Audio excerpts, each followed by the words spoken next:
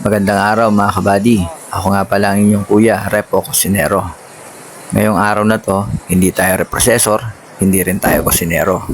Dahil field trip ngayon, nila Kuya Terence at ni Ate Eche. Kahapon, field trip ng aking panganay na si Kuya Ethan. Since buntis ang aking asawa, hindi ko na muna siya pinayagan para sumama.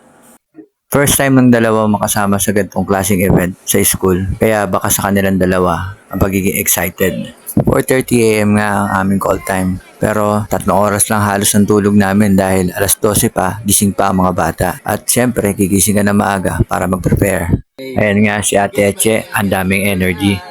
Taos puso rin ako nagpapasalamat sa aking mga biyenan na sila Yoshitaka Koizumi at Monica Koizumi dahil sila nag-sponsored ng kanilang field trip.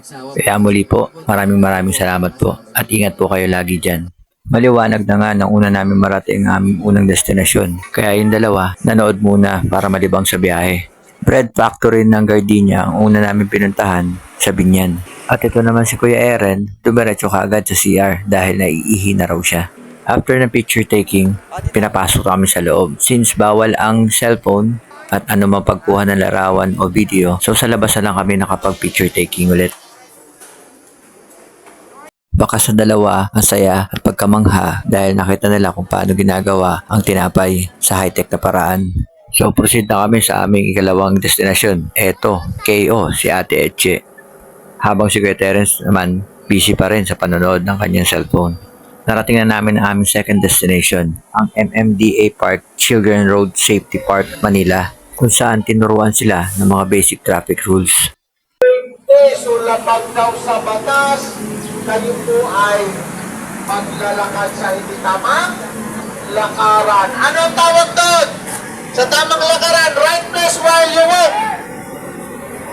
Mayroong fast food sa taas, Chowking, McDonald's, Jollibee at iba pa. Again, information sign. Okay, pangatlong shift. Maayos at na-enjoy ng mga bata ang pagtuturo ni Sir sa mga traffic rules. Kaya Sir, saludo ako sa iyo. Kaya proceed sila sa aktual ng kanilang na seminar sa tamang pagtawid at marami pang iba.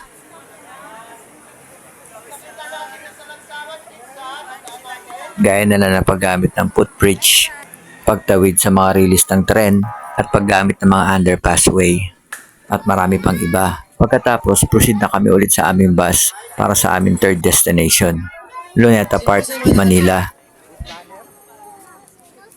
Dito sa lugar na ito, ibinahagi naman ng aming tour guide coach ang kasaysayan at halaga ng mga pangyayari sa lugar na ito noong panahon ni Rizal. Ang mataas sa flagpole ay makikita natin. Patanghali na rin at tirik na rin ang araw kaya hindi na namin sumilong. Kaya mabilis na lang na pagkuha ko ng larawan sa monumento mismo ni Rizal at kung saan pinaril si Rizal. Kaya proceed kami ulit sa bus para sa aming ika-4 na destinasyon. Pero hindi na ako gaano nakapag-video dahil hindi na may kwenta ang mukha ni Kuya Eren dahil sa init. Dumiretso na rin pala kami ng lunch break after nito.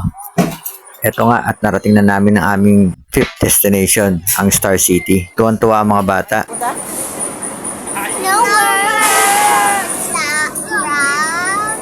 Habang naghihintay sa aming tour guide coach, eto, nakakuha ng mga kalaro dahil naboboring daw sila sa loob ng bus. Pagbalik ni coach, dalaan ng mga ticket, proceed na kami para pumila. Siyempre, gaya ng inaasahan, napakaraming tao. Pawis na pawis ng dalawa, pero okay lang daw basta makapasok sa Snow World. Pero hindi ko inaasahan na bawal ang anumang pagkuha ng larawan o video sa loob mismo ng Snow World. Kaya ito, picture-picture na lang sa labas bago pumasok. After namin sa Snow World, proceed naman kami sa Jurassic World.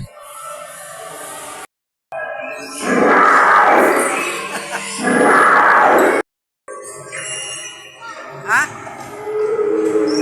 Ayun o, Triceratops. Bakas nga sa dalawang pagkamangha at saya na makita nila ang mga dinosaur. Paano pa kaya kung nabubuhay pa ang mga dinosaur na yan ngayon? Pa-i-comment na lang dyan sa baba kung ano mga possible na pwede mangyari. So proceed tayo. Rides naman na pinag-initan ng dalawa pero halatang boring ang isa dahil walang kahilig-hilig si Kuya Eren sa mga rides.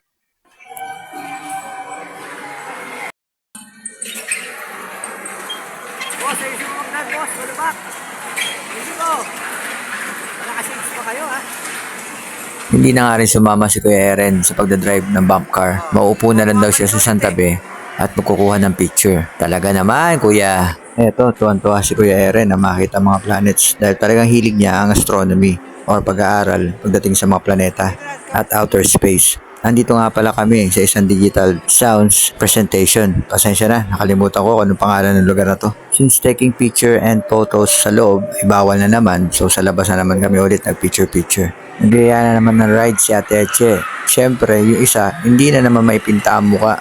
Maraming ride sana masasakyan nila pero hindi sila nagkasundo. Dahil gusto ng isa, ayaw naman ng isa. Pagdating naman sa mga major rides, hindi naman pwede si Ate Eche. Ayaw rin naman ni Kuya Terence. Nagkasundo lamang ang dalawa pagdating sa children's playground dahil mas gusto nila ang physical na paglalaro tulad ng slide swing at iba pa. So hindi ko na nabidyoan ng iba dahil lobat na rin ang cellphone at hindi ko napansin na iwan sa isang bag ang power bank na nasa bus.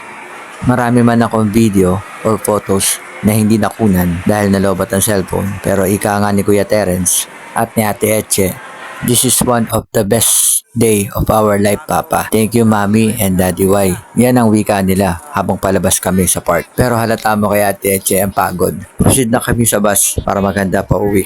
Muli, maraming salamat sa inyong pagsubaybay. Mga kabady, ako nga pala ang inyong Kuya Repo Kusinero.